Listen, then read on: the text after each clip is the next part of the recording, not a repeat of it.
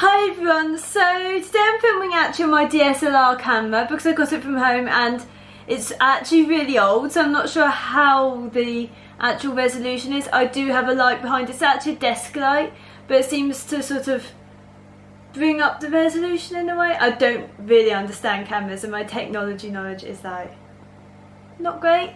So anyway, so I was going to make a list for this video and I couldn't because I was thinking, so what algae eaters are there in Loricariidae? And there are a lot that do eat algae, but most tend to specialise in softer algae that make up periplankton and ulfrich.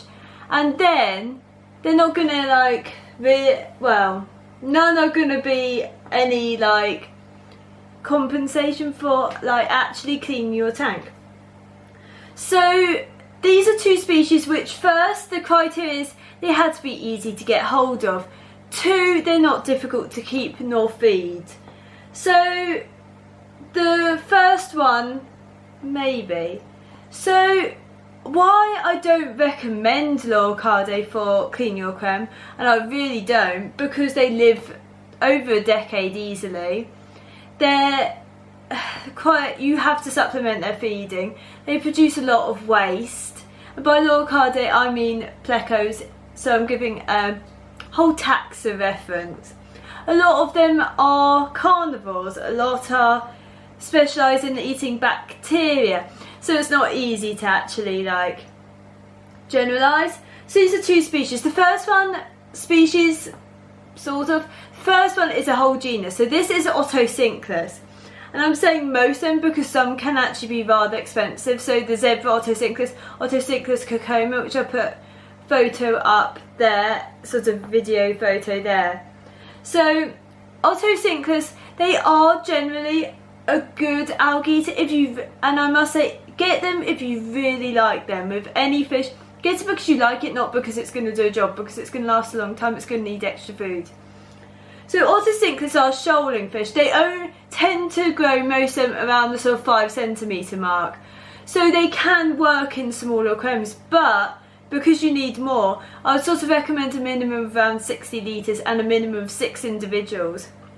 They can be difficult to feed at first, especially into captivity, so I feed a whole range of foods just to get them feeding, and this is what I do in the store environment too, just so they're weaned on. I say weaned on to captivity because I have to do it for a lot of Loricariidae, some more successful than others, some are a real challenge and take a lot of time.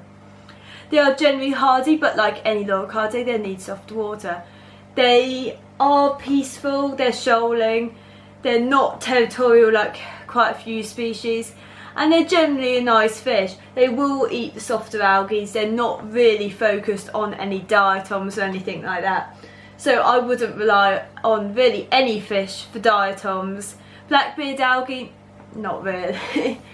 But I have Plex in my tanks, but I don't clean these, and they certainly don't, because none of them are actually sort of, I only have a bristlenose and he stays in his cave trying to attract the ladies in.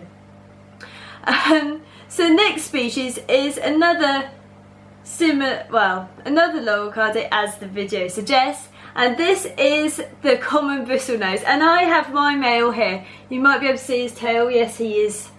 He is sexually mature. He is at the age where he will be trying to attract a lady into his cave. I am not going to give him a lady because they are prolific breeders. So the common bristlenose, I have a whole video on them. I haven't watched it in a while, so if it's so I'll give my information now, which might be different, but if it's different, that's because I've learnt more and changed as I sort of adapted in the hobby, as we all do. So they are somewhat a larger species, and I would recommend a minimum of 100 litres. They do produce a lot more waste, like a lot of other Loricariidae. So, but they are really easy to get. You can pay anywhere from 50p, nothing, to up to, I've seen £20–40 for the larger individuals of different varieties. This guy I didn't get for anything because the person had loads of babies. I saw the mother, I saw how big she was. She was around sort of 20 centimetres standard length, maybe. 15 to 20 centimetre standard length, and I was like, I'm only going to take one. And he was about that big. And this is a year later. He's verging on 15 centimetres total length. I would go for sort of around standard length of around 10. So this species is a bit debatable whether they are great, because they do get bigger. They can get to 20 centimetres standard length, or even sometimes known as bigger. And this is because they're a domestic species and there's so much variance on, it really depends. They have, so much variance as in they have a lot of other, like you get albinos, you get leucistic blue eye, you get normal leucistic black eyes, I think. You get the green dragon, which is like a solid sort of brownish greenish colour. You get long fins, you get longer tentacles even, I've seen.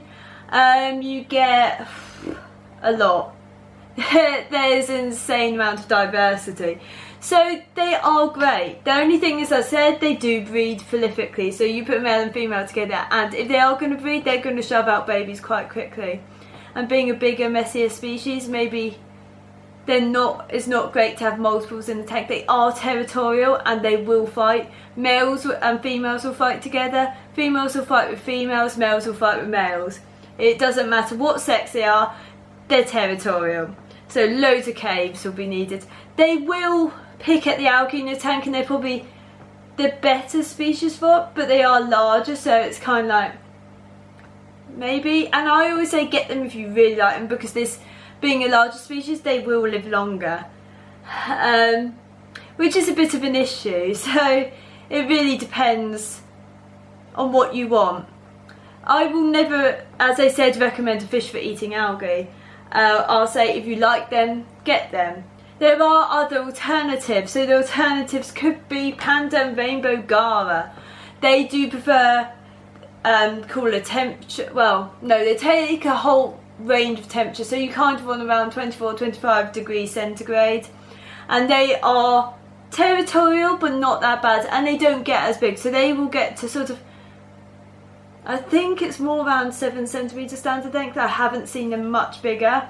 And they do sort of bicker with themselves, and won't put as much damage as the common bristlenose will to other fish.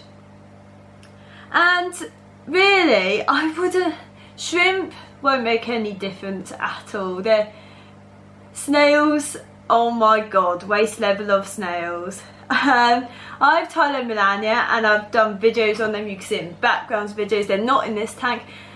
They produce a lot of waste, a lot of fine waste, and I find most of the waste in that tank is from the snails, which I don't feed the snails directly. They get fed what the other fish eat, so they're surviving off a lot, and they love courgette, but they produce a lot of waste. I see more waste from them than the other fish.